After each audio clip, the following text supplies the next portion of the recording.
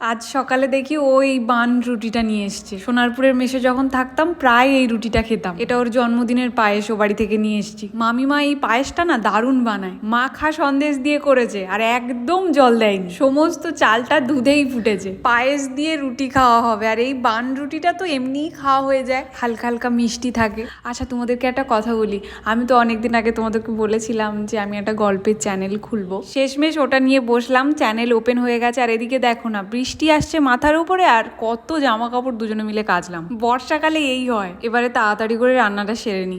আচ্ছা তোমাদেরকে আমি যেটা বলছিলাম, চ্যানেল তো ওপেন হয়ে গেছে, কিন্তু কোন গল্প দিয়ে যে শুরু করবো এটাই আমরা দুজনে মিলে বুঝে উঠতে পারছি না। আজকে আমি চ্যানেলটা শেয়ার করব কমিউনিটিতে। তোমরা কমেন্ট করে জানিও কিন্তু কোন গল্পটা দিয়ে শুরু করা যায়।